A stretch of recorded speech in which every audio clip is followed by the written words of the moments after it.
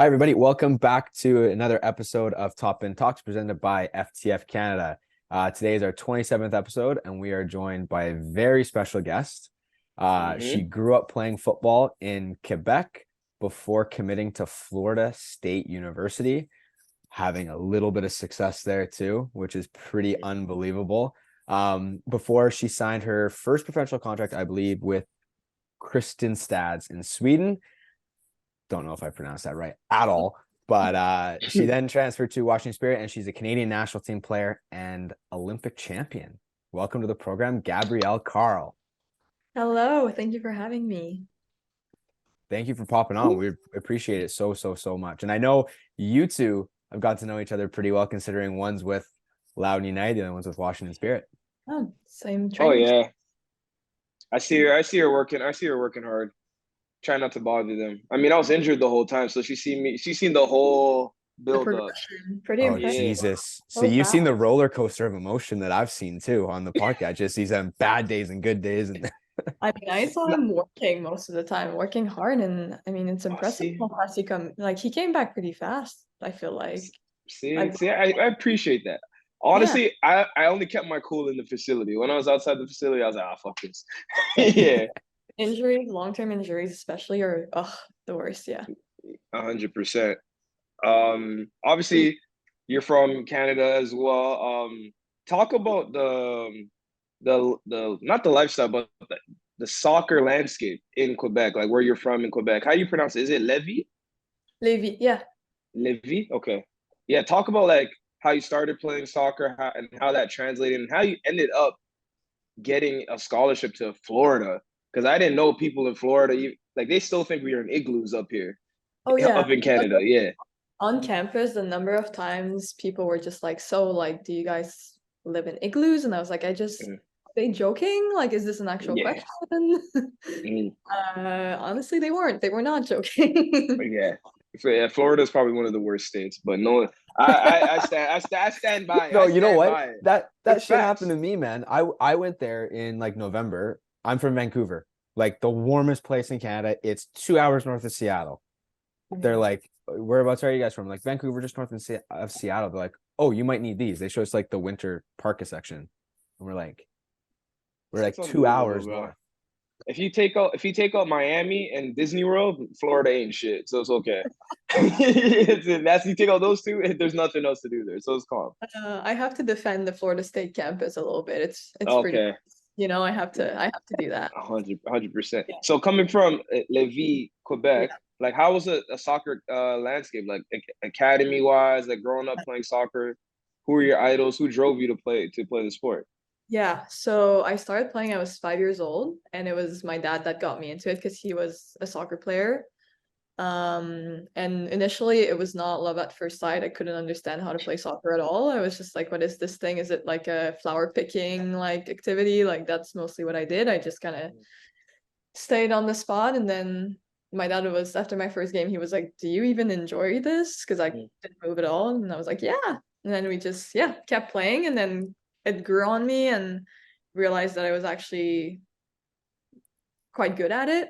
Um, but so the reality when you live in Quebec City, so in Lévis in that area, to be able to play at a high level, so like for the Quebec team, which is like the Mhm. first like The provincial team, right? the provincial team Mhm. is the first like landmark kind of. Mhm. You have to like by the time you're 13, 14, you have to leave Quebec City and go to Montreal. So I had to like by the time I was 13 and made the provincial team, I had to go study in Montreal and like live in the host family from like grade 8 to grade 12. Like Damn. I was in host families. Yeah, so I left home, I was 13 years old to be able to like play soccer. Talk about that transition. Like, how did you feel like leaving home at such a young age? And Quebec City, what's that? 5 hours from Montreal? How far is It's that like, from Montreal? yeah, it's 2:33. So it's not Three, like three. Okay, it's not too crazy. Okay, no. It's not that bad. okay, Like I would come home every weekend, but I would okay. spend my weeks in Montreal study and then in the afternoon play soccer. And I remember so when I was in grade 7, like thinking about making that transition, like getting my letter to go and integrate like the provincial team program. there was like a few coaches in Quebec that would approach me and were like, like you're a little bit young to do this. Like, are you sure you want to go? Like, it's a big transition. Like, it's kind of like surprising the number of people that like were actually like, hey, like, maybe don't do this, But my parents were very supportive, and to me, there was no doubt in my mind that that's what I wanted to do, because from the time I was 11, not even, like from the time I was like 9, like I knew exactly that playing for my national team is what I wanted to do. So from that point on, I was pretty like focused on like, well, whatever helps me reach that goal, I'm gonna do.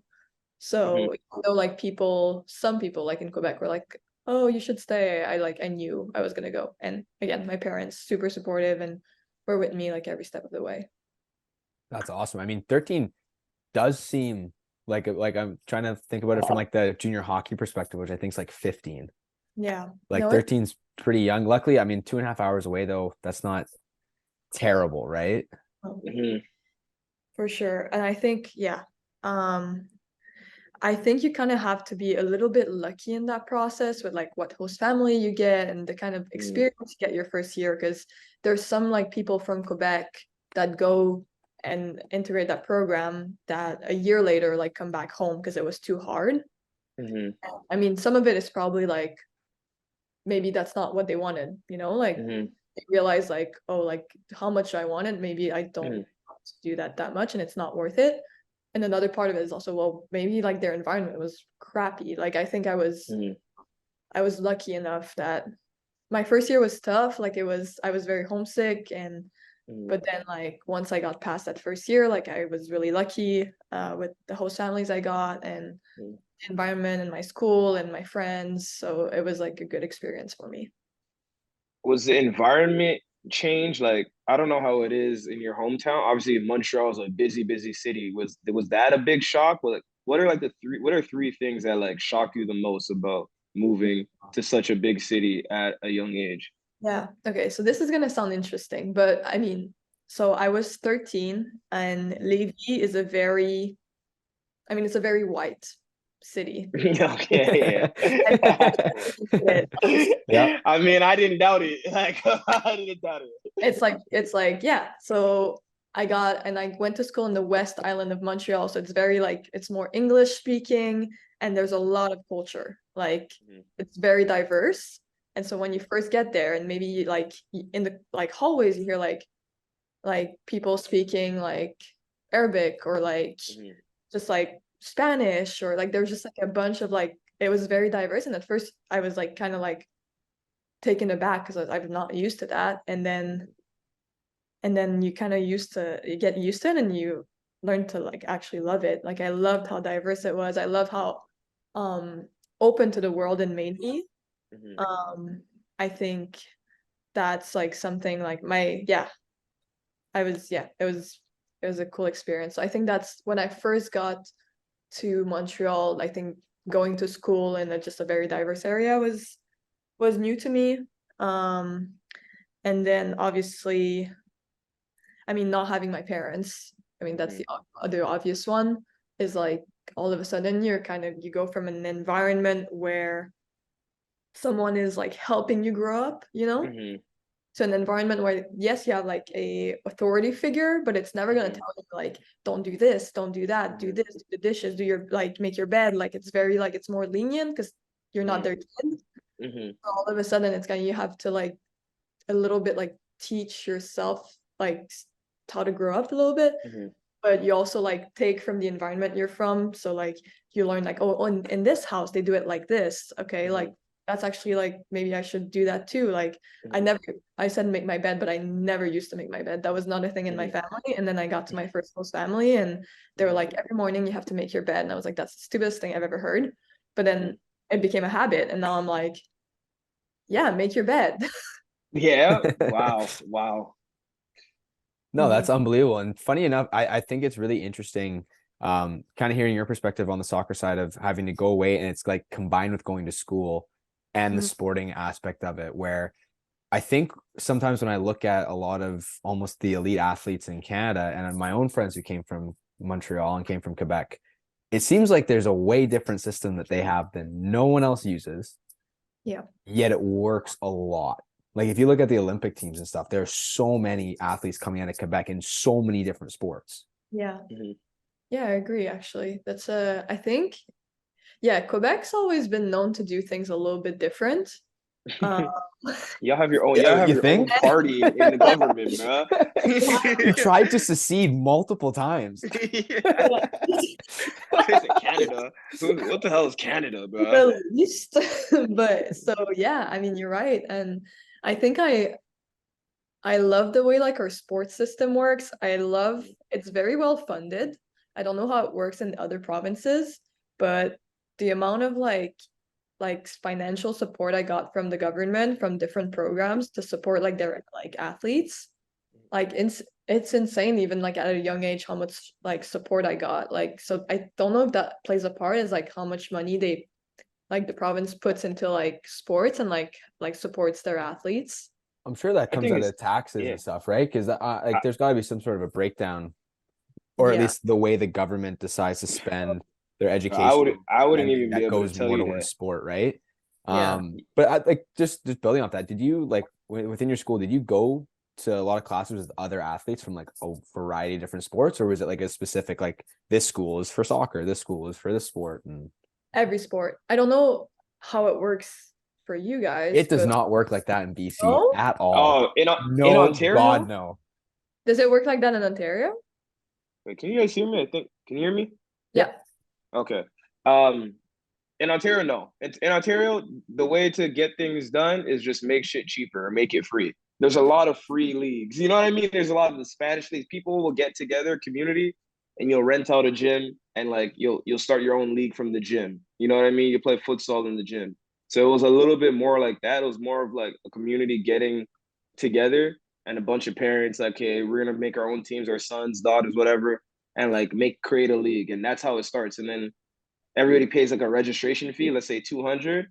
And to rent the gyms is not expensive for like every weekend from certain times. And then once they see like it's benefiting the community, then they'll continuously like you always have free dibs to rent, and they'll give you a certain amount like that you have to pay for the month or for the year.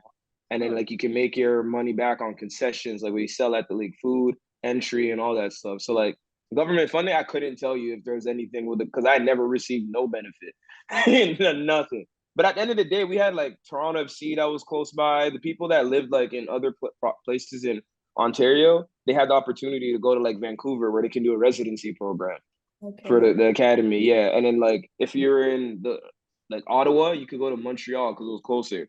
But like everyone that's in the Toronto area, they'll drive an hour and a half Oh my God. minimum. Like, yeah, just to How, play like, soccer for with their kid. school? Like, would you have like because like in Quebec we had that like program, like you would go to school in the Mhm. morning and then in the afternoon we'd play soccer, like we'd They have had that. They had that for Toronto FC. Like they go to there was a school called Vaughan Road Academy, and like you'll go in the morning to class, and then you'll go to practice in That's the end. cool. Yeah, it's just one. It's two schools. Okay. Two schools in Toronto. I don't know about anywhere else, but for me, Vancouver had something like that, but Mhm. very soon when you had like some kids would be going to private schools, so their parents would be paying a lot of money, and they're really smart academic kids, and their parents were like, "We're not taking them out of his school to go to that school." No. Mhm. So then they end up Yeah, caving. So luckily enough, Vancouver's not as busy as Toronto that you can yeah, kind of get Toronto. everywhere you need to. But Yeah.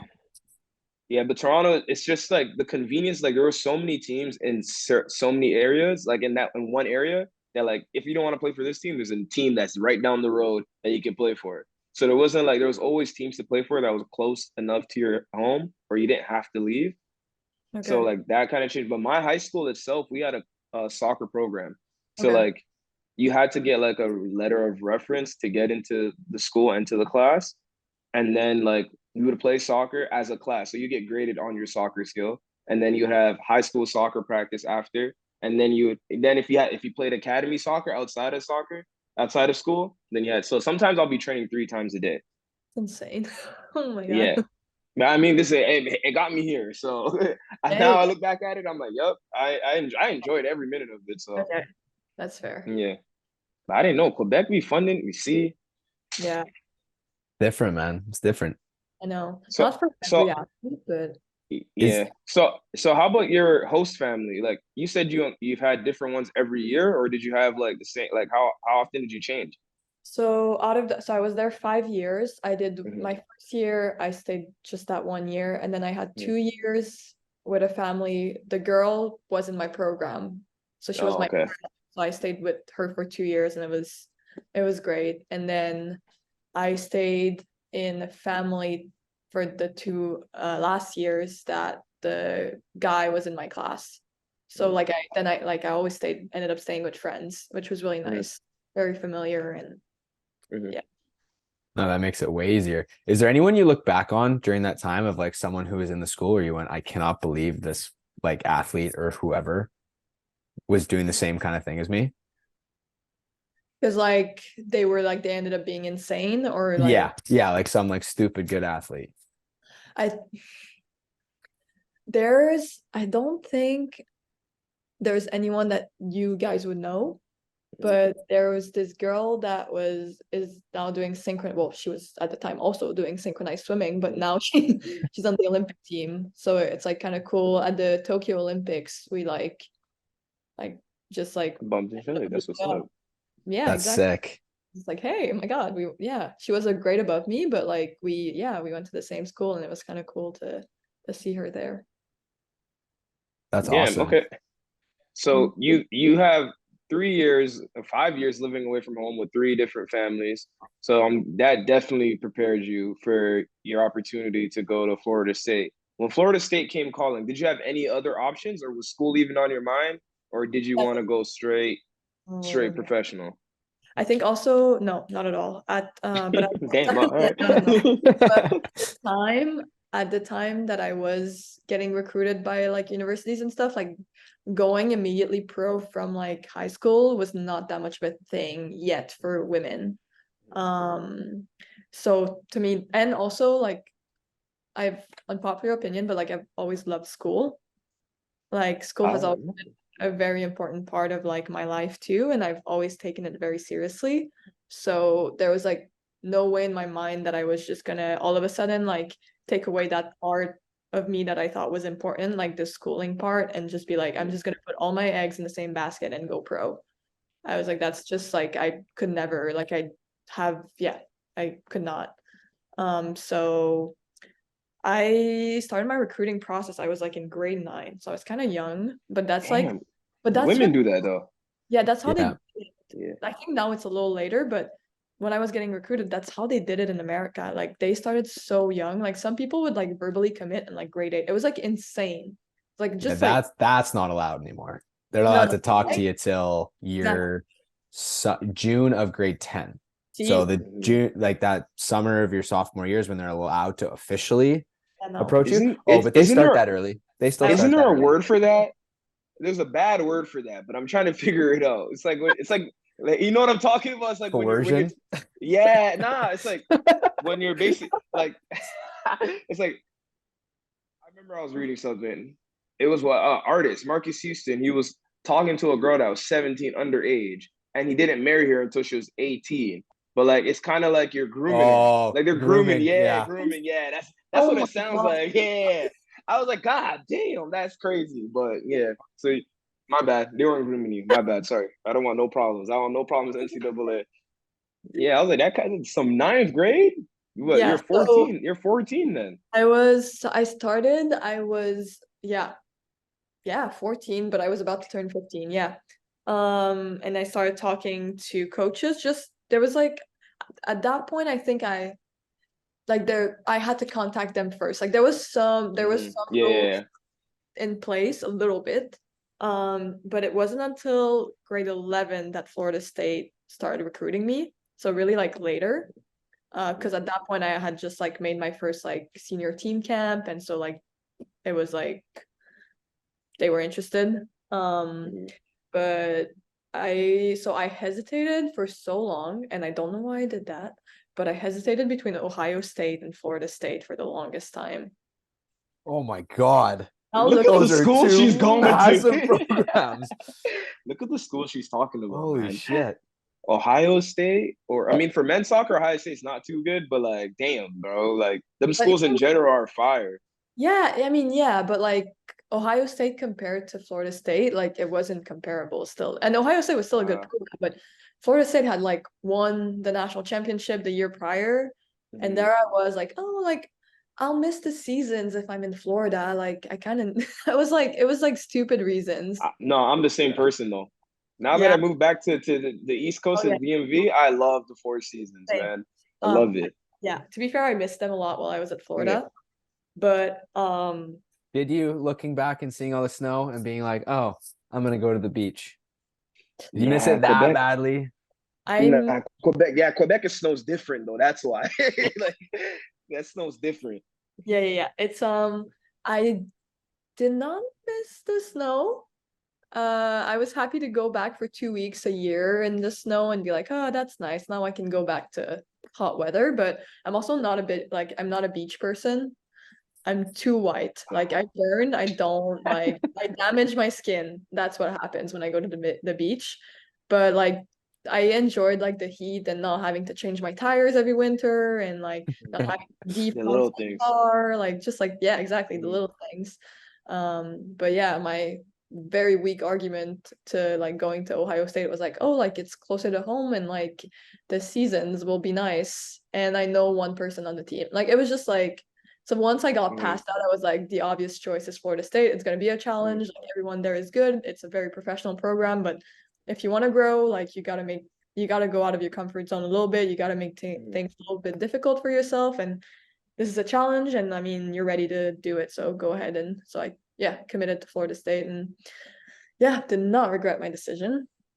Mhm. Yeah, I Wait, bet not.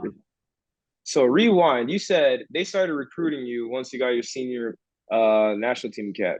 I feel Mhm. like the men's program obviously is way behind the women's program, especially in recruiting. You guys have girls getting your because we had Olivia Smith on as well. Mm, We have these girls getting their first caps like 15, 16. yeah, she The was only young. person to do that was like Alfonso Davies. Yeah. Everybody else gets lost in the cracks. Then they gotta like pick up. They gotta be finding the bushes in the trenches, and they get their first cap when they're like 25.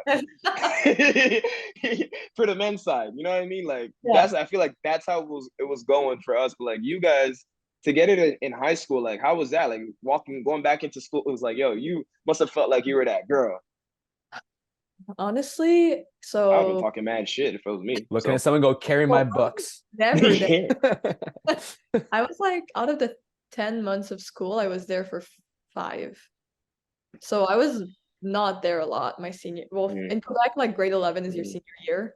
So Okay. yeah. I wanted to ask you, I wanted you to elaborate a little bit more on the CEGEP Oh program and all yeah. that because So everyone is wildly confused I about called it grade 12 because it's easier for everyone it. Yeah. here. Yeah. Technically, like, so you go to high school from technically grade 7 to grade 11, you graduate high school, and then instead of having like an undergrad, you have a 2-year intensive like program, and then it kind of like prepares you for like your actual, like if you want to get into pharmacy or like I don't know what the other Yeah. I don't That know what actually makes a lot of sense. No, there's like, it's this other thing where you're like, this is unbelievably far ahead of everyone else in the country. Yeah. Like it's another Yeah. thing where you're like, oh my God, why isn't everyone doing Maybe that? Quebec should be its own country. Because like the way like I I feel like just leaving high school, you get babied so much and then you're just thrown into the like my little sister is at University of Toronto, which is a really, really smart school.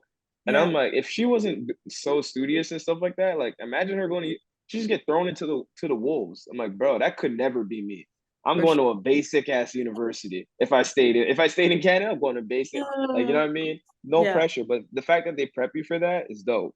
Yeah. I mean, they do prepare you, but it's also like, yeah. So, like, for example, like if you want to go into med school, those 2 years are like the worst years of your life because you have to get the best grades ever. It's like 7 classes a semester. They're so hard, like, and so I did 2 semesters of that in like pre-med. And I was like, I am dying. If this is what university is like, I will cry every single day of my life. And then I got to Florida State and I The was like, curriculum is a breeze. college algebra, like English 101, like all these classes. And I was like, I am back to like freshman year of high school right now. Just That's the back- same thing I said when I went to school and stuff. I was like, wow, yo, this is a real like this is they're So dumbing everything down for us right now, yo. I swear, like I would have like an 8 a.m. and then I'd have like a 2 hour break where I would just go back to sleep because I was like, I have nothing to do. Like, there's just so easy. College algebra, it's like Mm. replace X with, like, what does X mean in this equation? I'm like, I think I Yeah, might we're have doing it, grade six. Like, I don't like it's so easy. doing that. We were doing that in 10th grade for sure. Yeah, it was for the other students in the class who hadn't caught up yet. Ah, it's crazy. I was like, it's impossible that people don't know how to do this. And Mhm. then my best friend from college was in that class, college algebra, with me, and she sat next to me and she had me sit in the front row with her because she was like, I need to focus. And then I had That like, never works. no, she was gone, like daydreaming in the front row every single class while I was there like taking notes because I was like, okay, I'm a good student. Like I need to still Mhm. like I like and without fail every night that we were doing our homework, she's like, Gabby, I don't understand. I'm like, no. Why? What is it's the easiest thing. It doesn't get easier than that. Yeah. I tell people the curriculum in Canada is so much harder than in the States. They're like, for real? I'm like, bro, like you have to try to fail if you go to school. Like if you go to scholarship in these schools, you're like, no, you really have to just not go to class. So true. So, And they don't yeah, like some football players mm, don't go to class. no, no chance. So Yeah. wait, you got your national team cap, 11th grade. Like, Yeah. tell us about that experience. How was that? It was And it was where was it? it was in Brazil. So we had in December. Another wicked trip. Oh my God. Yeah, so my first cap was in December 2015 in Brazil. We had this like Four Nations tournament. It was against Mexico. Um, and yeah, it was really cool because I had never thought I'd make it to the national team that early, like that fast, that young. Like 2 years back, like I had been cut from like the under 17s, like CONCACAF like team to go to like the World Cup qualifiers. So I was like, for me, like in 2 years to go from that to like all of a sudden like starting a game against Mexico for my first cap on the national team, like the senior national team, was just like, but then like you can't think about that because then you get Hmm. awestruck and you're like, no, like I have to be one of them, like I have Hmm. to at least like fake the confidence, like be like, yeah, like I need to think I belong here and then I'll actually belong here. So like it was a lot of pressure. It was like really stressful times because you're kind of trying to establish like a spot. But like looking back, it's like crazy. Like that is my path, like in soccer, that's what happened. That's unbelievable. Yeah, so like you talk about kind of like not being starstruck and stuff.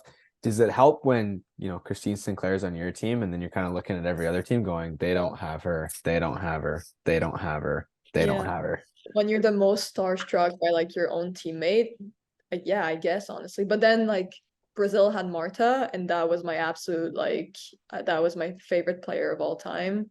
Hmm. Um, so and Sync too. She was like Hmm. my Canadian like Hmm. Idol. Yeah. yeah. But then like Marta, I had seen her like at the World Cup, like scoring these like crazy goals and just like the way she played, I just thought it was really cool because she kind of did these things and these stuff that you'd only really see like in the men's game, the fancy like feed and all the so it was just like I want to be like her because I want to play like that. Now I'm a defender, so things turned out differently. But at the time I was like a winger, so I was like kind of like her position and it was just so yeah, seeing Marta playing against her for the first time, it was just like, okay, I'm there. Like that's crazy. That's crazy because you said it was a 4 team tournament and I'm guess obviously Brazil was in it. So just seeing like two of the goats line up against each other, even though if you were on the bench in that Brazil game, like still to see that up close and personal must have Yeah, been an unbelievable experience. for sure. Yeah. We ended up playing twice against Brazil Hmm. because like the preliminary round and then the final. Hmm. And so I got on, I think preliminary round. So I think I did play against that game. Did you tackle the shit out of her? Well, I was the winger, so at that point, Okay. I was. See, I actually have a bone to pick. I have a bone to pick with coaches. Adam, don't do this to your kids. I know I have a bone to pick with coaches. And I wish I did this myself. I wish I was a winger that never tracked back. Because think about it. Because I was a winger too. But I always felt like, I would get taken off if I didn't run back on defense. But now that the game has become so modernized that like wing backs are going up, they're like, oh, I can just keep Kwame on the field and just put him back so he can go up and down like he's already doing. I'm like, motherfucker. But if I stopped tracking back, I would have just been solely a winger. And I would have been like, wow, look at this. This would have been life. Fuck. But hey, here I am. I don't think Bobby would have allowed you to do that, bud. I think he was just taking you right off the pitch. Bro. Yeah, guys like Richie playing 10. Now Richie's a right back. I'm telling you, bro. Like the way things have changed is crazy, man. It's crazy. Yeah, no. For 2 years, even like 3 years after I got like switched from like winger to outside back, like full back, I was like in denial, complete denial. I was like, this is not gonna be my life. I was like, that's not true. Like, I will be put back up. Like, I will prove to them that I will go back up. Like, and like the thing is, Florida State didn't help because they kept being like, yeah, like don't worry, it's just for this season. Like next season, we want to play you up. And then he did well. And he had success. My fullback journey started with, oh, it's only gonna be for 4 games. Don't worry. And then all of a sudden, next thing I know, here I am. But like for 3 years, I was like convinced that I was like going back as a winger, and I like wouldn't let that go in my mind. So as a fullback, I would go high so often because I was like, I'm still gonna score. I'm still gonna like assist. Like this is what I've done all my life. Therefore, this will keep going. I was so tired. Oh my god. I was constantly up and down because I was like, and I just, my freshman year, like my first year as a fullback, I just remember my coach because I was like dribbling in, like trying to score, like shooting from like somewhat like sketchy angles, and my coach on the side just being like, "Can you not like just?" And I was like, "I'm going back up there. Like I'm not losing." Like, I respect it though. It's game 5. You said 4. Yep. Yeah, I respect the hard-headedness because I would have been doing the same, 100%. But at UConn, I played 3 different positions, so I had I got drafted as a midfielder actually by Patrick Vieira. If he says you're a midfielder, then goddamn, I'm a midfielder. You're a midfielder. That's just how it went, man. Sometimes you just gotta, I guess, pull up your socks and just you gotta get going. No, so talk to us about your Florida State experience. I know it's a big party school, all that can get the big football school, all that can get lost in the mix, but you guys are still able to be successful on the field. Like talk to us about that, like how you're able to balance it, because school clearly was easy. Well, at first it was easy, and then it got harder. But my first semester, I was like, this is child's play. But definitely not towards the end. I was like, oof, this is hard. But I think the like FSU soccer program is incredibly professional. Like it's run like a professional team without a doubt. So they kind of have you like not on a tight leash, but like they're like, if you want to stay here, we have all these good players. Either you fit the mold or we pick someone else that's as good as you. Like, like if you don't work hard, if you don't do these behaviors that are worthy of the like Florida State program, like if you don't represent us well, like on and off the field, then you're out. So it was like a very like yes, Florida State, oh my god, a party school. Yes, 100%. And like the football culture over there, it's just like the South is just like so it's true that you could easily get lost in all of that and how fun it is to be in college. But if you did that, like I've seen it many times over my years where girls would get lost a little bit, and next thing you knew they were gone. Like that was it. They weren't very forgiving, even with players that were talented, because we were all talented. So I got there, and honestly like immediately loved it, to be fair. Like it was hard, and like how like preseason is like 2-a-days and just gruesome, and if you're like in Florida, it's hot. Like it's so hot. Yes, especially in July or leading Yeah, up to the season. God damn. yeah, it's hot. So it was tough, but like it was like just like working hard and just getting like it was like gratifying. I was like, I'm doing something here, you know? And I was doing well. And at that point in preseason, I was still a winger. And then a week before the season started, we had a scrimmage and our outside back tore her ACL. And that's how it started for me. That's That's the start to the World Cups, the Olympic medals, the yeah. all of that, the first teams, the conference first teams, second teams, all that. Hey man. Yeah, torn ACL. And hey, we just need you to go there for 4 games while we like find this like solution. They know ACLs are season-long injuries. I know. Yeah, you should have picked that up. You should have realized that. Hold on, ACL 4 games, that doesn't match. I should not have trusted them, but I was like, yeah, I mean, checks out. They'll put me there for 4 games and then they'll find a replacement, you know, they'll find a solution, a long-term solution, but they found their long-term solution and that was me. And yeah, so but as much as I was like hard-headed in my like, oh, like I'm not an outside back, like that's not me, I'm not a fullback. I kind of loved being an outside back. I love that. I love it too. Great position. It's a like being able to like see the whole field being down. I have always kind of liked defending. Like I've always found it really fun to like give a good tackle or like just like it's a part of the game that I enjoy.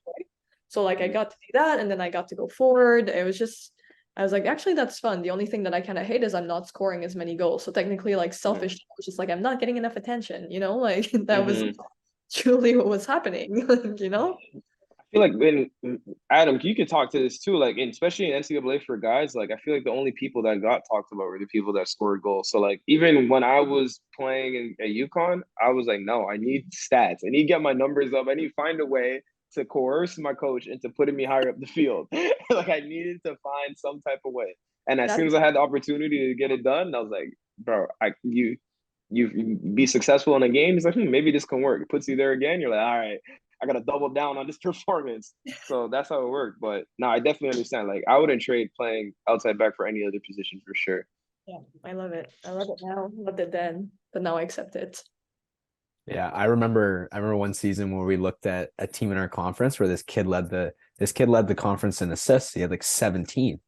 We're like, what the fuck? They scored 25 goals. What do you mean it's 17 assists? And so we started looking at stat sheets and they were giving like hockey assists. Yeah. So we went to our coach and like, you got to start doing this because this is bullshit. Like all of us are going, no, this is bullshit. So then the next year we started doing that. And all of a sudden you start to see everyone's stats go up and then more attention. Yeah. I love exactly. them. Love them. Hockey assists, they blessed me a couple times. Oh, same here. A couple set pieces just went in the mix and hit someone and scored. Knocks that one. was there a lot of FSU players that were on the national team? Like obviously you were on Canada. Was there anybody else that were on other national teams? There was, so there was always, Florida State is known to like bring in a lot of international players. So we pretty much always had like a 50-50, like half our team was international, half our team was American. And most of these international players had some form of like national team background, whether it was like junior teams or like some of them were senior teams. So like, do you know Dana Castellanos? Does that ring a bell? Is she Venezuela? Yeah. Venezuela, yeah. She played at Florida State while I was there. There was like a Costa Rican player. There was like a bunch of us that were like, nationals. So what happens when you guys get called up? So that was our big problem at Florida State, is that we had a lot of depth, but a lot of the depth would like leave. Like so you guys had to play a 5-4-1 while y'all are gone. But it's happened. Like I've played in a 5-4-1 before. Like park the bus until the national team players come back 3 games later. It's like, all right, don't worry. Like we've done that before, which is crazy. But so there was that part of Florida State where it was like big like positive like us, we were so dominant when we had everyone, but then we'd lose like 4, 5, 6 players to national team windows, and then all of a sudden it was like, ooh, what's happening there? Yeah. I mean, But that kind of creates it's a a double-edged weird, sword. yeah, it creates kind of a cool culture at the same time of being like, if you're Amazing. in that environment, you're So training with national team players, and then even your environment might be even better for someone else's national team to even look in and go, well, what are they doing at Florida State, right? yeah, no, for sure. 100%. And it was also like just really cool to have all these cultures coming together. And it, even like the way you play soccer, you know, is different from country to country.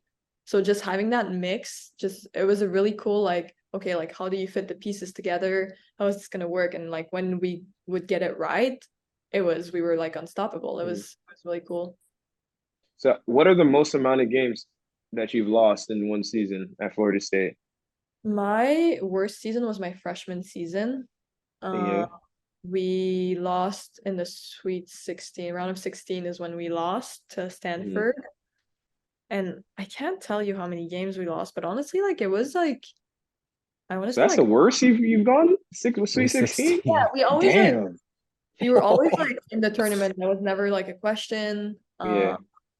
I mean, most of the time we made it to the final four. I made it to 3 finals and 1 Elite 8 and 1 Sweet 16. So like we were Did you like win? we won Natty twice. champ, buddy. Oh wow, natty champs. Yeah. We won twice. But my freshman season definitely because like it was just like I was getting recruited at a time where they were so dominant. They had just won a national championship. So then in 2017, when I get there to like have this like little down where all of a sudden it's like, oh, we just made it to the Sweet 16, which is really like all in all like pretty freaking cool. But like for Florida State at the time it wasn't. I was like, oh my God, like is this like what my college experience is gonna be like? We're the team that's gonna like tank Florida State's reputation. Like, is that what's gonna happen? And then the next year we won. So it was like, okay, we're good. So hold on, We're hold on. good. Let me double this. Yeah, we're good. We're good. Yeah. That's hilarious. So when you went to the national team camps, like, because this is how it was for guys, like going to the national team camp as a university player, they always look down on you, like, oh, like if you came from Toronto FC Academy or Vancouver or whatever, like everyone thought like, oh, you weren't in a professional environment. But like for you, Florida State was a professional environment. So when you went to the national team camp, was the respect there of like the amount of games you were playing, the competition level that you were playing, or was it like you had to like step it up a little bit more to stay on the same level as obviously not Christine Sinclair, but as women that were in already in the professional game? Yeah. Like, how was the transition from college to national team? Yeah. I think we had a few of us that were still in like college when I was in college. So we had like a little group of us. And yeah, I always thought like so Florida State, great environment to train. I got better fast there because they were so focused on like development and everything. And it was a really good environment. But I felt like whenever I would go to the national team, the main thing was pressure. And you know when you feel so much pressure on a field, like it's suffocating and it's hard to perform as well as you'd want to. There's things that you would normally like in your environment, like in college, you'd be like, yeah, I'm trying that, no problem. Then in like, the national team, you're like, well, I'm not gonna try that because if I mess this up, I'm gonna look kind of really stupid. So it's kind of like to me, it was like it wasn't necessarily that I had to step it up. It's that I had to deal with this like extra like component that was like for me, like at times like hard to deal with. I understand. That's realness right there. Yeah. Yeah. No, that's such a good point, right? Because it's even it. I mean, I'm assuming it was something similar stepping into Florida State too, of being, oh my God, I'm here now. Do I want to try? It's almost like you haven't built it up in your head to be like, I can make mistakes if I'm trying something. Sure. 100%. And I think like, yeah. So I got to Florida State my freshman year and yeah, like every training I was nervous, obviously, like I wanted to prove myself. Like they had seen what I was capable of in other environments, but then you're there, like you have to prove that you can do it in that environment too. So then like the first month that you're there, it's so important because you're building your reputation and it's a lot of pressure. So it's kind of similar, but I think like it's I had already been with the national team at that point. Mm-hmm. So that I was going to Florida State. It was like, well, I know I can do it because I'm in the national team. Like I'm Mm-hmm. on the national team. Like I'm recruited as like a top player for them. So like Mm-hmm. I got this. But then like Mm-hmm. you can't reverse it to like, oh, like I'm playing at Florida State, therefore like no problem with the national team. Like it doesn't like Mm-hmm. transfer. Like yeah. Nah, that actually makes a lot of sense because like I can only like imagine when you're going from like high school obviously to Florida State. Obviously we all had the same thing, like going from high school to a college, just like okay, I gotta make sure what got me here I continue doing, but I just have to do it at a faster clip. But Mhm. because you're at the national team, they already know what you can do, but they're expecting you when you come back for you to be better than you were before. So now you're Mhm. like, damn, I've been doing all of this because I got my confidence from the national team going in high school and stuff like that. And now I'm doing all this stuff at Florida State because my team is hella good. I'm playing with a bunch of other good players. But now when I go to the national team, more is on the line and players are better than the Yeah. Florida State players I have. So now it's like, damn, I got to step it up again every time I go. Every So I time. understand the pressure. For sure. Wow. That's Yeah. exactly how it was. Yeah. So So Gabby, just looking at like Florida State real quick, I want to ask this question because obviously you had a huge school. Yeah. Football is God. Yeah. Basketball is huge. Like, Yeah. were there any other sports that you really enjoyed just going to watch? We don't have to get into like the tailgating thing because I'm sure football probably is Yeah. the best for that. But are there any other sports that I really enjoyed going to see this team play or watch the sport? That's the thing about college that I love so much is how accessible all the sports were. And we were as a like the student athletes, we were like a community. So like we like mm-hmm. supported one another. So Mm-hmm. I loved like honestly like loved every single like I went to swim and dive meets, I went to like volleyball, beach volleyball, like baseball, softball, like I supported all of them and they did the same. Mm-hmm. Um it was like so fun. That part of it is like, oh, are you gonna just like go watch a baseball game like this afternoon? It's like, yeah, easy. But the football game. So when I was at Florida State, FSU football was so bad. So bad. Damn. They were horrible. Really? Right now they're so good. So good right now. They were so bad when I was Well, there. you're It's like, there with damn. so like it was like they weren't like filling stadiums anymore because they were that bad and people were just like annoyed at them for being so bad. Weren't But they like good though? Didn't Jameis Winston go there? Or yeah, am I but that was tripping? like before my time. That was before, yeah. Try to think of I'm who old. was I'm old. I there. forget how old I am. Adam, we old, bro. Yeah. James Oh, I Winston was already know like I am. I'm well aware. James Winston was like 2014, like 20, like he was gone back out to the league. Damn, Yeah. because he So was cooking at Florida State. yeah, he was at that time he was good. The last national Mhm. championship they won was 2013. And then Yeah. but my freshman year was 2017. And by that time, they were like that was the first year they started to tank. Damn, 2017, that was my first professional year. I'm sorry. Damn. Yeah, yeah, yeah. Now we good. We good though. So you won two national championships yourself. Like, how was that celebration? Like, how did you like? Obviously, football wins. Like, they get a parade. Like, did you guys do your own parade? Like, how did you guys So we celebrate? didn't have a parade, but a tradition at Florida State is when any sports team wins a national championship, we have like this statue that's called like the Unconquered statue, and you can light it up. Like there's like this little person on the horse, this little person. My God, this guy is on a horse, or our guy, I don't remember Yeah. his, but he's holding a torch, Mm-hmm. and the torch can be like lit up. So whenever someone like one of the teams wins a national championship, the torch is lit. So and then it's a whole ceremony, like a lot of people come and then there's like it's a parade, I guess, but it's like an Mm-hmm. in parade, the band comes, but it's in a room and we're sitting and everyone's there and it's just like it kind of like goes back over like our season and it celebrates us and it's like a really cool experience. Yeah. That's what's up. That's what's up. Even better when you get to do it twice. Yeah, I Mm-hmm. mean, the first time I did it was the best thing ever. It was so cool. And then the second time was my last year, and there was like maybe a week left of me on campus. So like I had to fight back through tears the whole ceremony because I just did not want to leave. And I was like, this actually like I can't do this right now. This is making me way too Oh, emotional. you left FSU as a champ. I left FSU as a champ. Wow, what a way So, to go so out, man. lucky. I know. It's very, yeah, very cool. All right, so then you get called into the national team for the World Cup, and this was what? You went to two World Cups. You went to this last one and the one before, Yeah, right? yeah. So 2019 was the last Women's World Cup. How was 29. that experience Yeah. while 20, you're in college? yeah, 2019, the summer between my sophomore and junior year. After you won a championship? Yeah, there was yeah. Jesus, those are like ridiculous bookends, by the way. Go natty Yeah. champ, World Cup, World Cup, keep going through, then you go natty natty champ, champ, and then you hit Olympics. Olympics, bro. Uh, Yeah, gold medal. I did I did gold No, it was medal. Olympics in between. It was That is that Oh, was she got the bronze. She got a bronze. No, you got a bronze. Wait. like in 2016, yeah. Yeah, But in that's still. 2021 gold and then 4 months later national. yeah. That was She won Olympic gold and then won natty champ again. Bro. That was fucking wild. that was a crazy Hey time. man.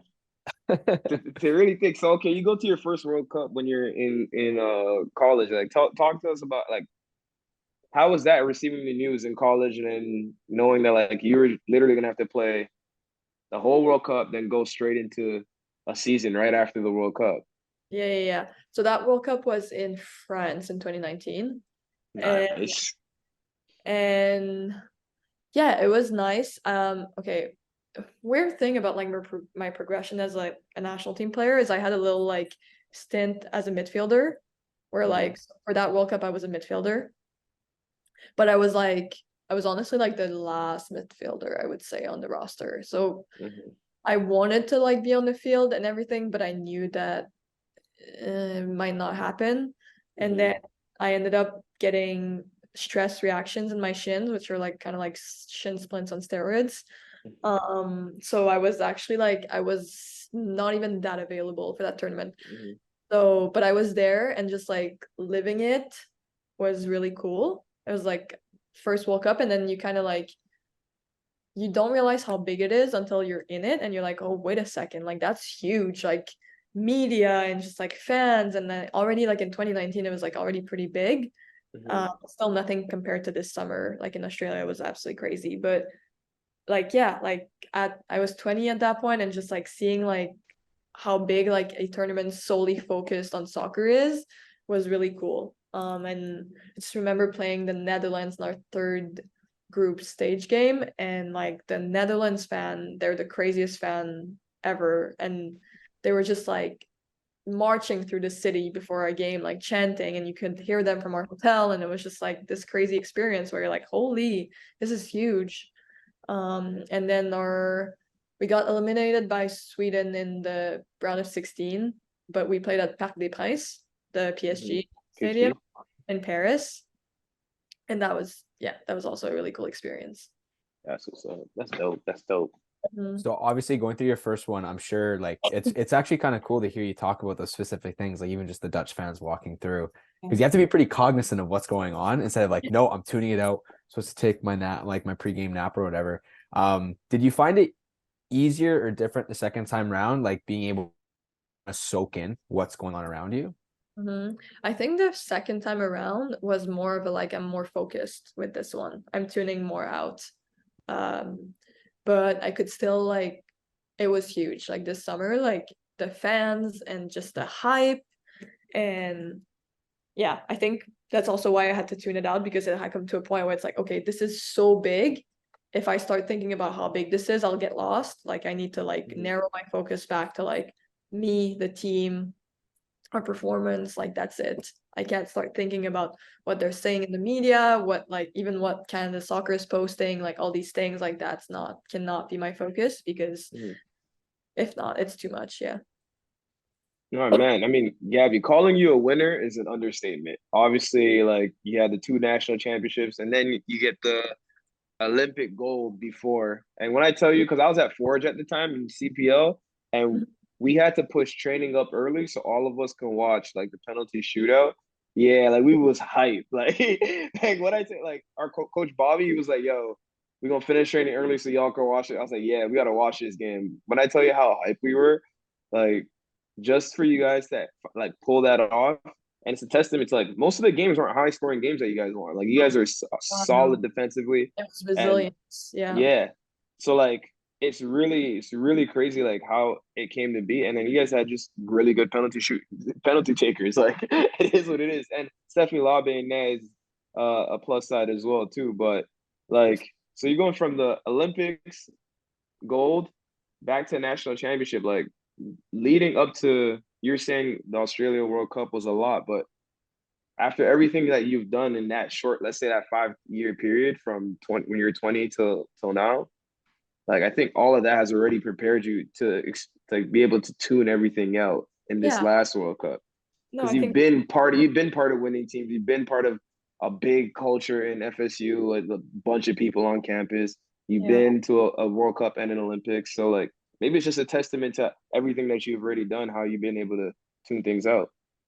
Yeah, I think so. I think it has to do with like me like consciously like working towards it too, like knowing like the next step of my game is gonna be the mental one, just working on that. Because the higher you go in levels, the more pressure, the more like is at stake when you start earning money for what you do for playing soccer. Like all of a sudden it's your career that's in place. There's all these things that it's like, okay, I need to figure out a system in my brain where this is not the front. This is not what I'm over focusing about. What I'm focusing about is still the soccer, and that's it.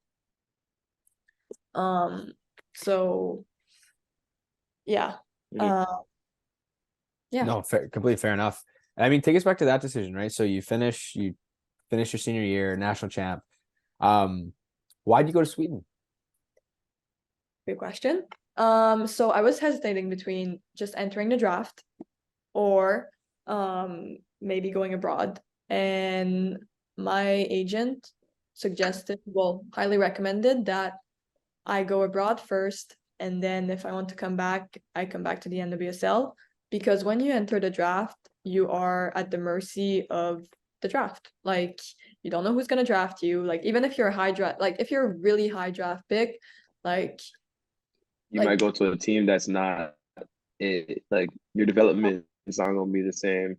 yeah. So, like, yeah, when you're like drafted like first, second, third, like you have a say in your salary. Like the first round, like you have like a little bit of say, but like still like it's like a gamble, like most likely you're gonna like have a minimal salary, you don't know where you're gonna end up, like it's the luck of the draw.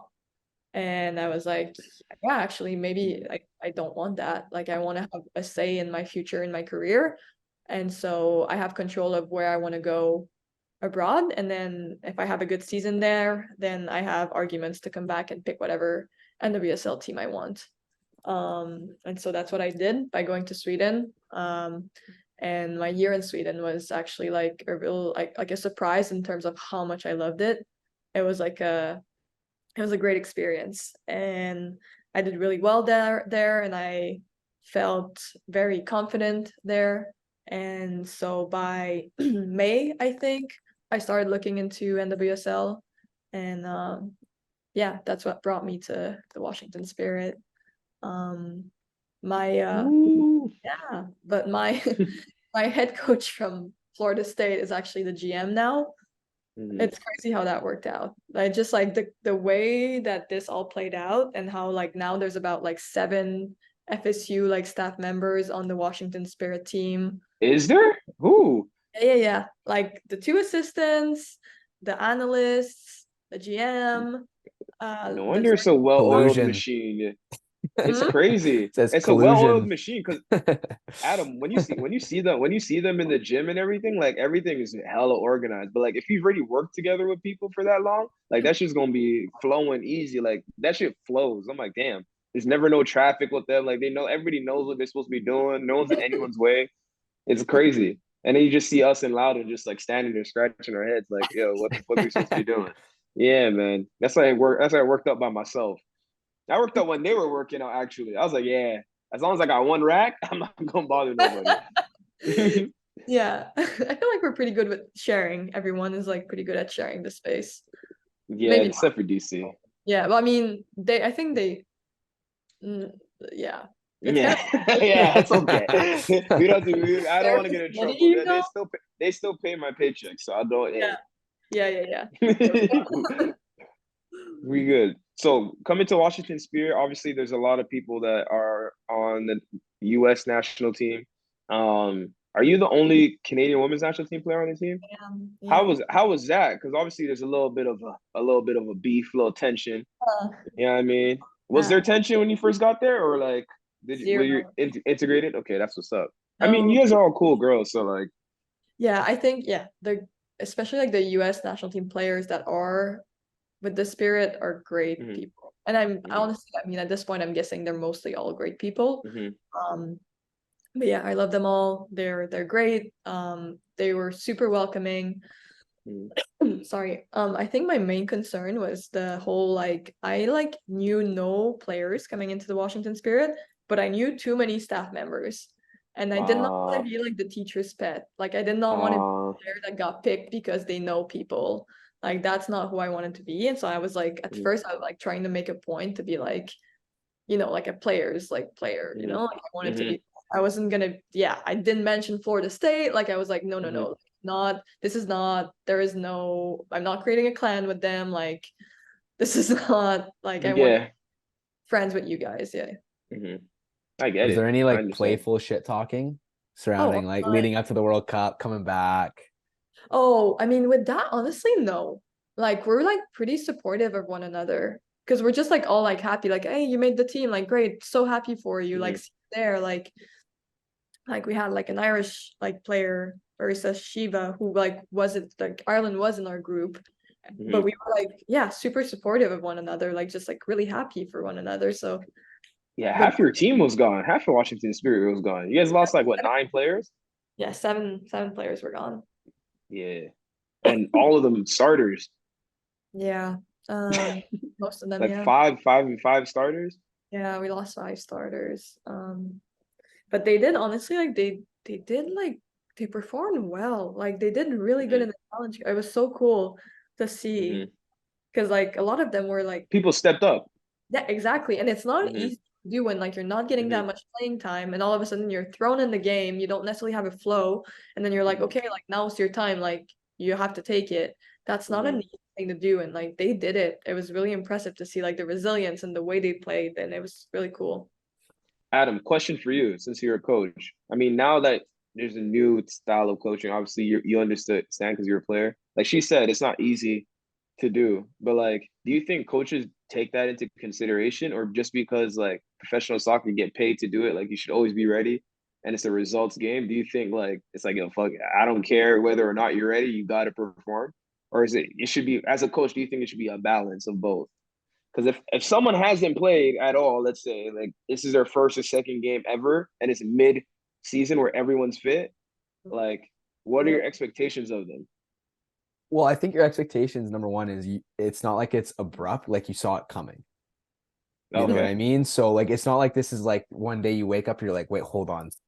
I'm without how Mm-hmm. many people next week? Like you kind of see it Mm-hmm. coming. So you're definitely trying to prepare them and put them in that situation. But the reality is you expect them to go out and perform Mm-hmm. because if you've done your job as a coach, And you expect them to, they should yeah. be ready.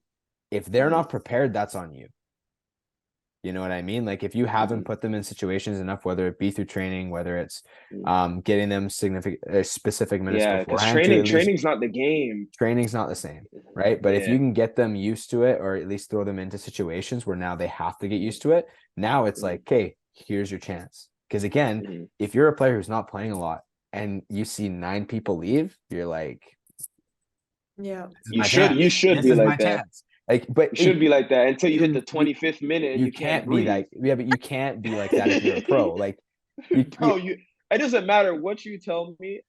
We've been playing for too long. The look, first I get 25 you were out minutes for of the a whole game. season and you were dagger after your first 10. I get it. No, not just that. In general, even when I was fit at Forge, the first 25 minutes of a game is the most miserable shit on earth. Oh yeah, because you think like you're like I'm flying, and then all of a sudden you can't Everyone's breathe. moving 1,000 miles per Yep. hour. So it's like, Especially, like in imagine if you never played at all. yep. American leagues are the worst at that. It's so Oh Yeah. like going back and forth yeah, so fast. And I wonder why no one on the field looks at each other and is like, "Hey guys, like everyone's miserable right now, and this is like, going absolutely nowhere. Can we like maybe Hands put on a my foot in the ball knees. and play?" all Yeah, 22 of hands you on look my at the coaches and go fuck yourselves, and you just start bruh. playing. There's times there's times where like I'll go to the ref. If there's no scoreboard, I'll go to the ref and be like, "Yo, how much time's left?" He'd be like 50. He'd be like 50. I'm like, "There's no way. There's 15 minutes left That's in the happened to second me first before. half." Yeah, like the game just started. I'm asking for time. I'm like, "Wait, only 15 minutes went by? It can't be real." That's what I mean. Yeah. So imagine if you never played a game all season. Mm, You're gassed. Oh yep. yeah, I think like you're gassed for sure. But as a like 100%. as a coach, you You can't have be you have to be angry ready. if you have Yeah. not. But if you haven't prepared them for it at all, Mm, whether it's physically, whether it's mentally, whether it's through different repetitions, mm. like that's on you. That's not on the player Fair. because they if Fair. they've never been if they've never been put in that situation, you Mm-hmm. don't know how they're going to respond, or they don't actually like they don't understand the flow or the movements that you want. Yeah. Right? Like there's so many different types of variations and different ways you can go about it, but you have to actually make sure that they understand what it is you're looking for before throwing them into something. Because then you're just asking them, go figure it out on your own. And then I'm gonna get mad at you for not doing something that you didn't know I wanted you to do. Fair. Fair. That is fair. Well, Mm. Gabby, before we get back into Washington Spirit, we talk about you tuning out everything that was going on before the World Cup. And you don't have to speak about this if you don't want to. We spoke to Chloe about this. And I know there was a lot of like back and forth with CSB, and obviously Christian Sinclair and them went to Ottawa to speak the case on behalf of you guys preparing for the World Cup.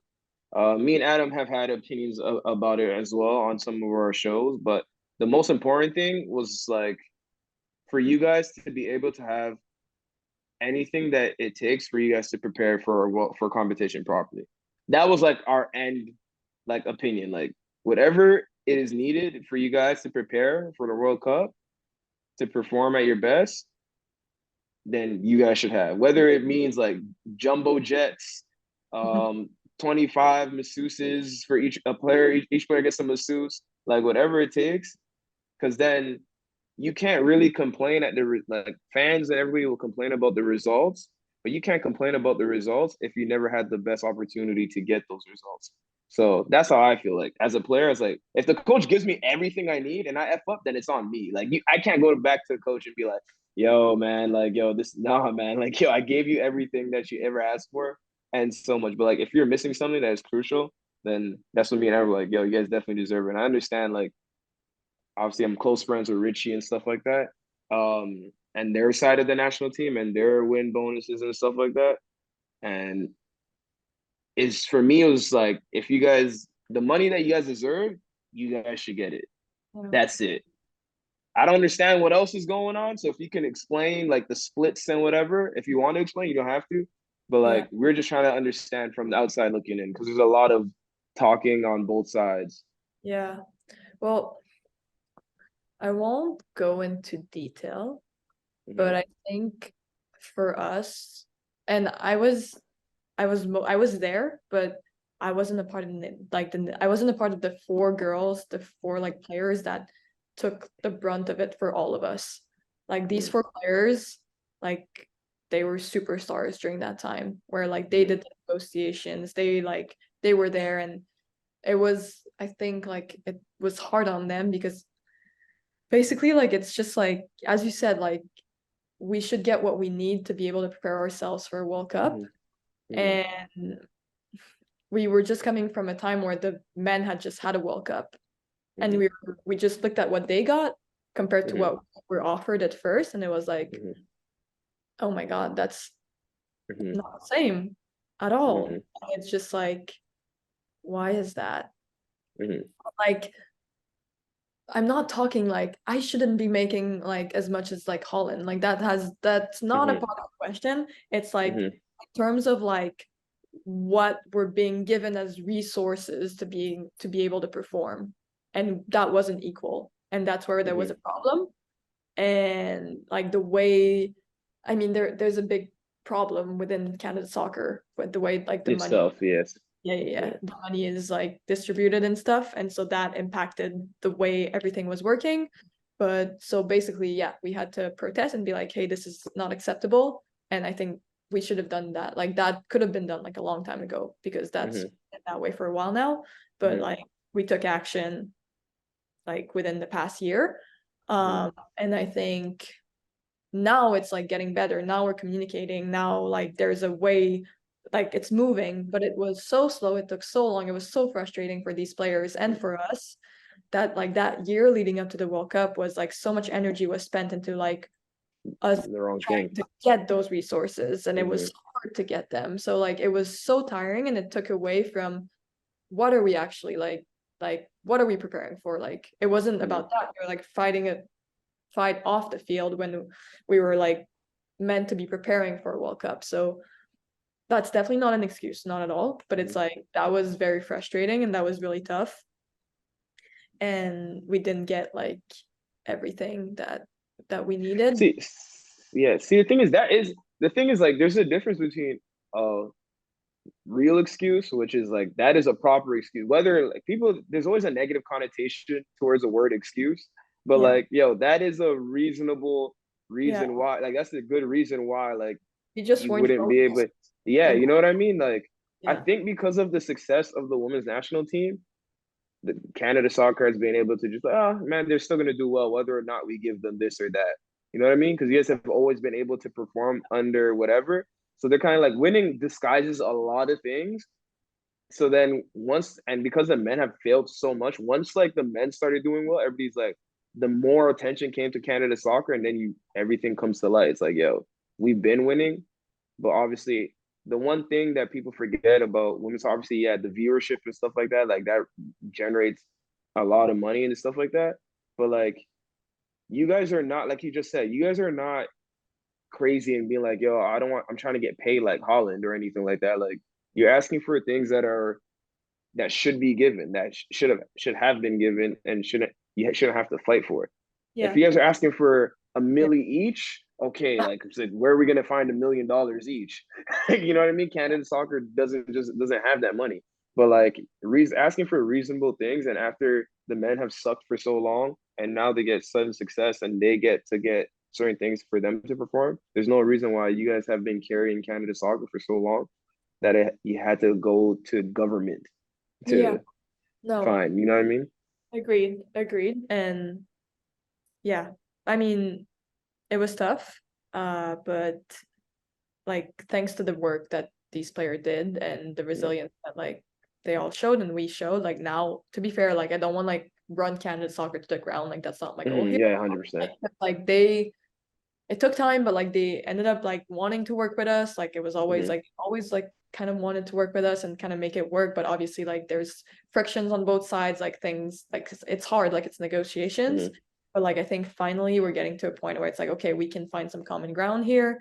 And I mean, it's never going to be perfect, but we're definitely like in a better spot than we were pre-World Cup, where that was really tough. And we weren't, because of that, and I mean, not the only reason, but like we went into the World Cup and I didn't feel like we had the same fight on the field and the same focus and grit and fire required to win, because it's so hard to win, you know, at the end of the day, like it's fire to win a World Cup, games at the World Cup, and I don't think we were quite there.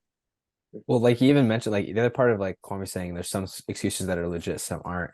It's not like this was coming from some obscure outside source that was creating friction that half the team believed because they saw it on Twitter. That literally coming from the federation. In literal statements and literal like that was, I think that's the part where, again, and Kwame and I have spoken with this, and I've said it.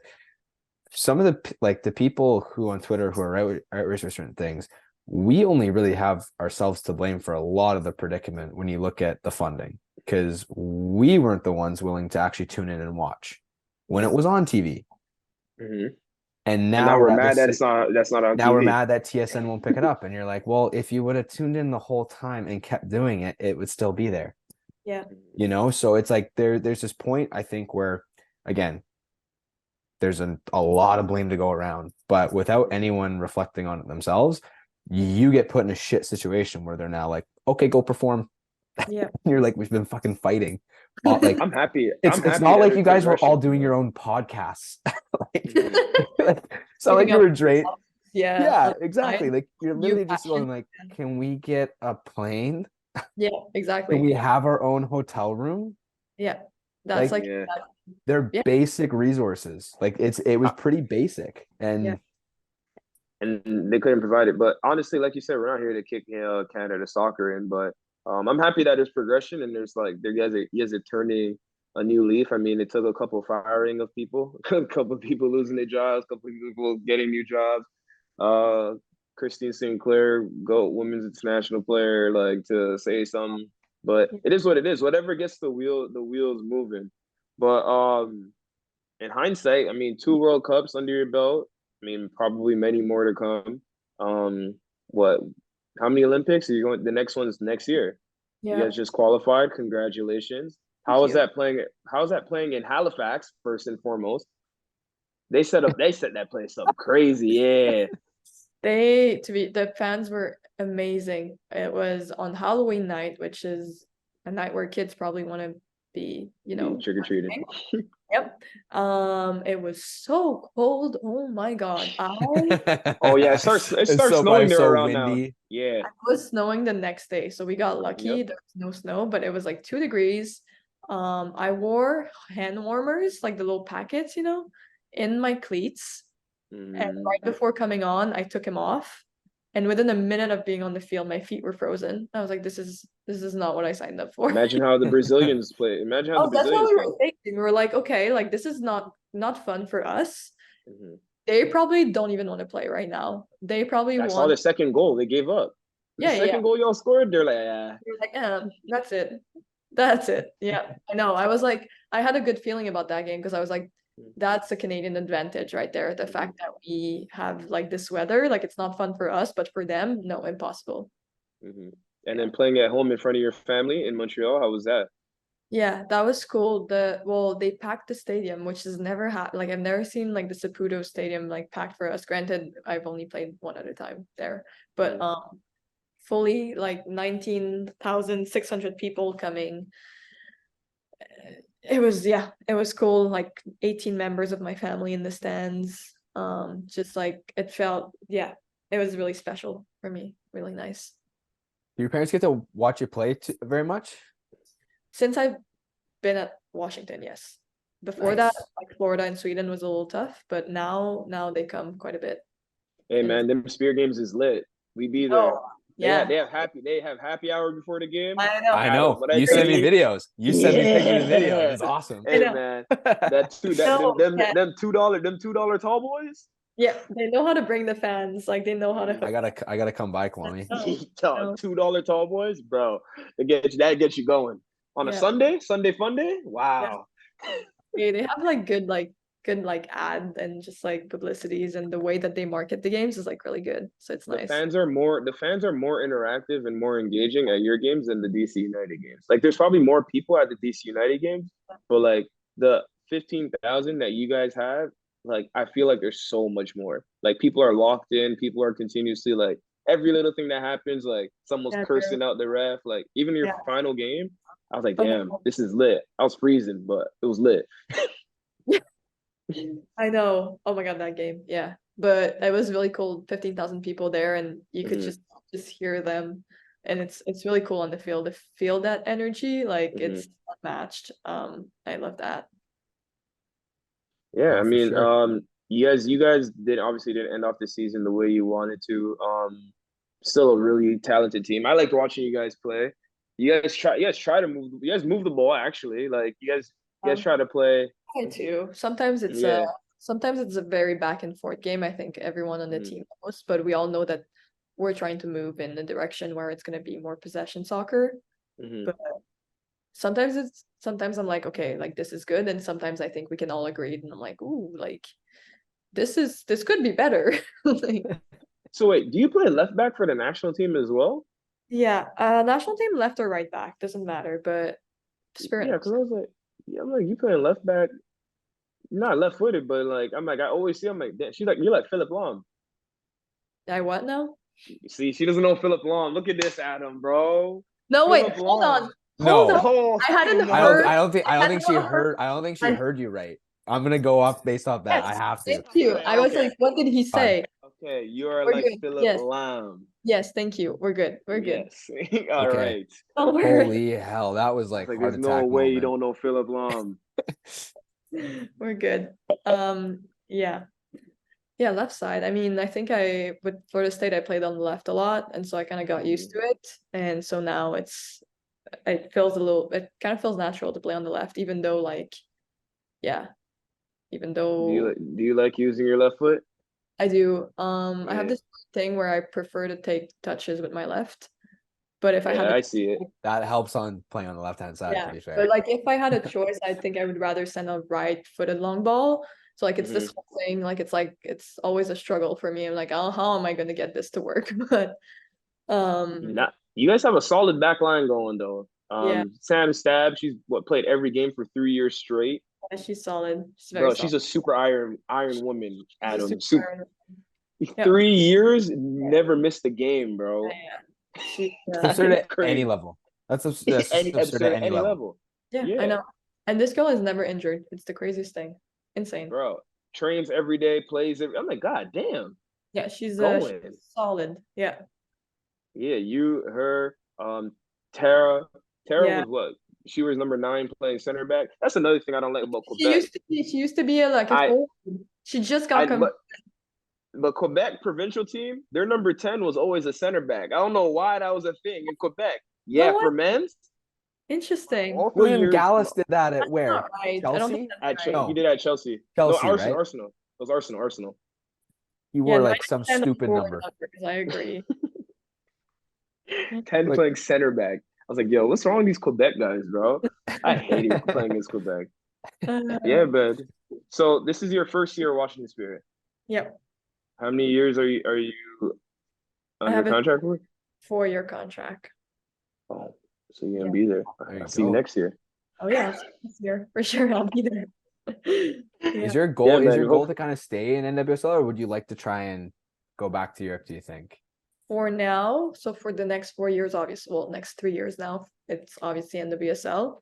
And then I'm keeping my options open. I think that's always like how I've done it is to like see life as like, okay, like when the time comes, like what's open for me, and then we'll go from there.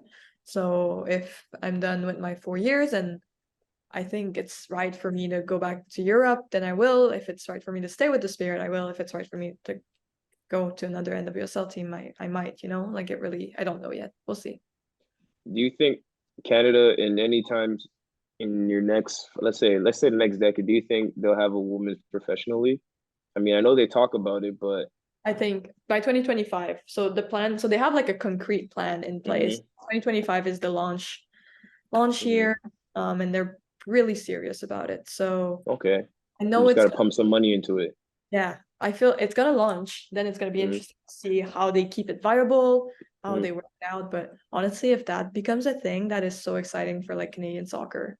And so I Mhm. really wish them well. And who knows, like by the time I'm like closer to retirement, like maybe I'll do like a few years in Canada too. Like that would be really Mhm. cool. Like in Montreal, like that would be Mhm. insane. Yeah, No, for sure. You're already well starting to see rounded. some of the pieces now, even with the youth game for the women start to shift. I've Mhm. already seen it, which is kind of cool and interesting. Which is obviously great because now there's more opportunities and Yeah. more clubs being. I'm hoping that we're gonna get some more announcements soon. Yeah. Because for like we're basically a year out. Yeah, I Like know. it's 2024 Yeah. really Damn. soon. Yeah, Like that's Yo, this really year soon. flew, bro. 2023 flew. Yeah, because it was like the first time in a while we haven't been trapped inside for a period of time. Weird. True. Now 2022. Oh yeah, I forgot Canada. Y'all Yeah. are still on lockdown in 2022. Ooh, I was in Missouri where nothing mattered. COVID was not a thing. yeah. Florida was like that too. Yeah, Yeah, damn. Florida's like that at every time though. It doesn't really matter what's going on. No, yeah. So, Gab, before we end off this interview, we just wanted to let's see. We'll do a little quick shot questions. It's gonna Okay. be random. All right. So we're gonna go basically we'll keep it soccer. Um let's see how much you know or who you prefer. We'll do who you prefer. All Okay. right. So Abby Wambach or Alex Morgan. Look at this. Oh, you Yeah, kept two an American. Americans. So smart. Yeah. Uh, Abby Wambach or Alex Morgan. I like don't have a preference. I think like Abby Wambach's mentality is insane. So I think I'm gonna go with that. Yeah. Don't worry, don't Alex Morgan not gonna see this.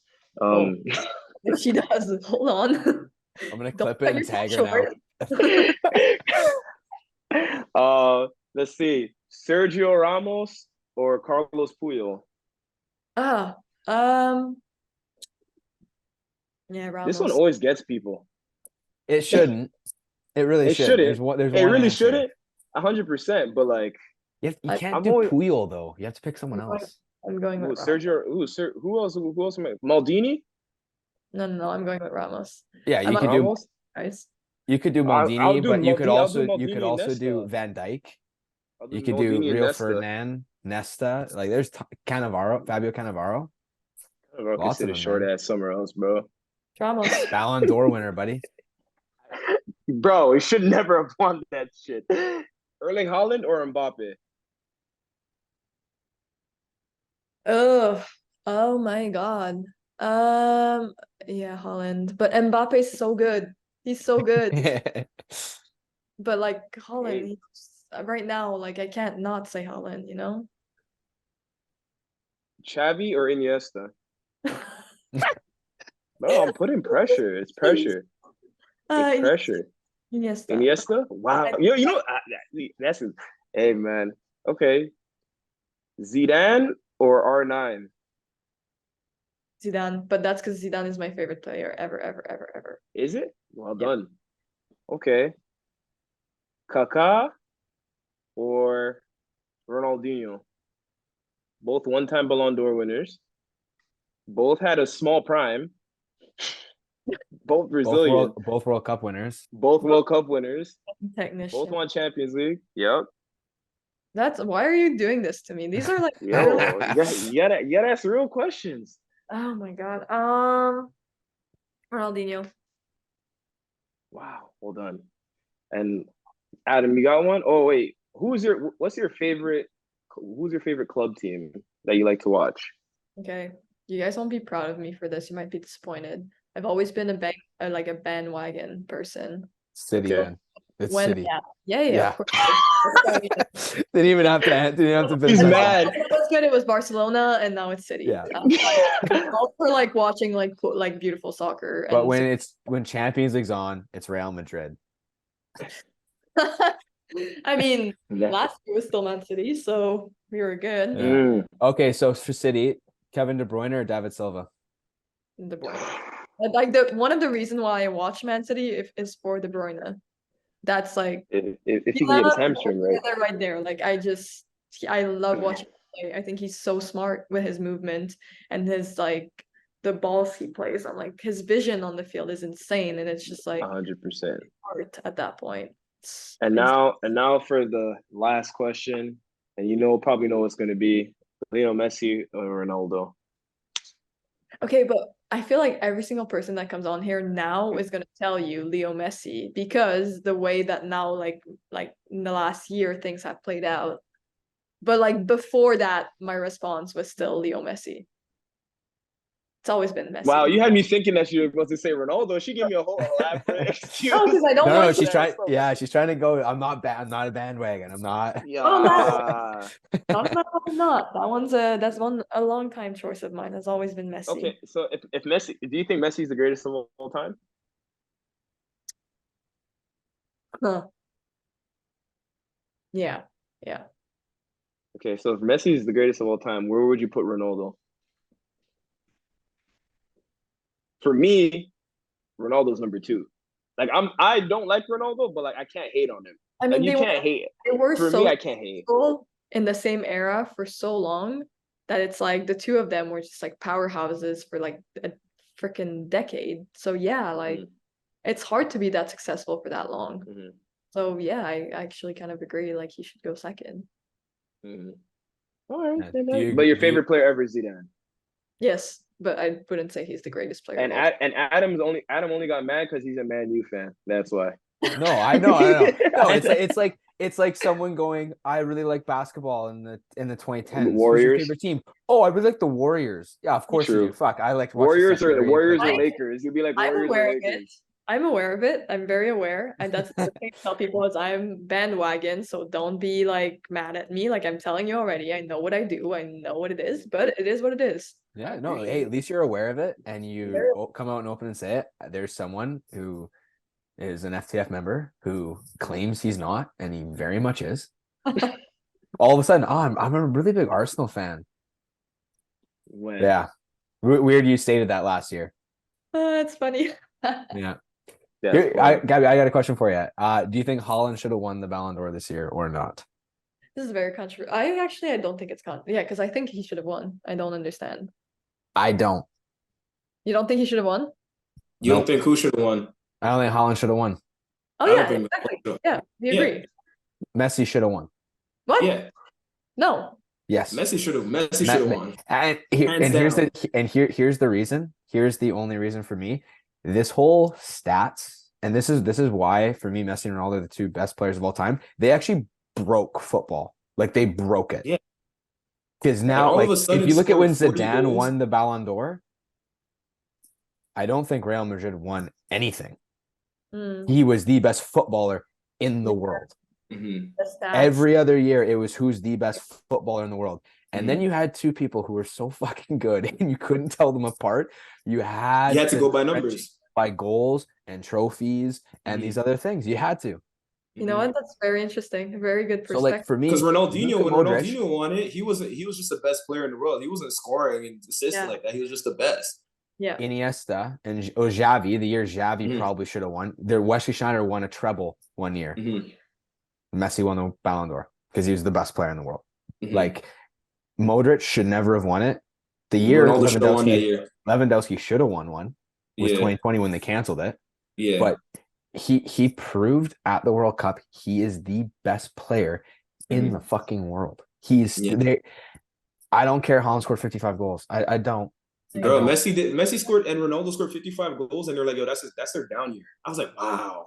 Look how we downplay their goal scoring. And when Haaland scores 55, it's like, oh my God. I'm like, bro, these guys were scoring 90 goals in 1 year. Yeah, they were insane. Yeah. Okay, fair. That's a very good. Yeah, I respect. And Haaland didn't show up in any of the finals. Champions League final, he got like 12 touches. FA Cup final was the FA Cup final. He doesn't get that many touches a game. Like he's good. No, but like he wasn't many. He wasn't even involved though. Like he wasn't like get no chances, no nothing. Yeah. 0 shots, no nothing. Yeah. Yeah, I'm like, there's no way. And Messi came to MLS and dragged Inter Miami, last place team, to the League's Cup. That was insane. Yeah. Yeah, but that's my rationale at least until like, and now don't get me wrong, next year he's in MLS the whole year. Nah, he's not involved. You're not even gonna be top 10. He's not involved. Yeah. But like that's what it is for me. Like this whole everyone's focused on stats and all that stuff. Like it never had anything to do with that before. Like David Beckham came in second. In 2002 or 2002 after one of his years one of his years at Man United. And he scored like 17 goals. No, not even. But he had a lot of assists. That's the only thing. Bro, yeah. Yeah, man. I didn't know Beckham was that good until I really watched. I knew he was good, but I didn't know. You watched the doc? Yeah. Like I always knew he was like a Hall of Fame, like he was, you know what I mean? Good, but like I never knew he was that good. I had that argument with someone. Someone was like, "Yeah, David Beckham was never world class." I'm like, "You never watched football then? You never watched it." No, I always knew he was. I always knew he was couldn't translate to today's game. I'm like, yeah, he could. Like I always knew he was world class, but I never thought like I would never put him in the same category as like a Cesc Fabregas. But like now, in hindsight, like he's better than Cesc. Like you know what I mean? It's like, wait, hold on. This guy was out here scoring like he was clutch. That was the one thing about him. He was clutch. The Yeah. mentality, his mentality. Mentality. Also, that shit he had to go through. Good Yeah. God. Only some people can handle that. But Yeah. thank you so much, Gabby. Appreciate it. I know we've been going back and forth this year, having your end of the year little flings and obviously national team camps, and we didn't want to bother you during that, but happy that we finally got to have you on. It's been a great conversation. Yeah, so thank you again, and I will see you soon. Absolutely. Yeah. Thank you very much. This was nice. Yes. No problem. Anytime you want to hop on, you just let us know. Yeah. All right. Thank you. Got you. All right. Ciao. Bye, guys.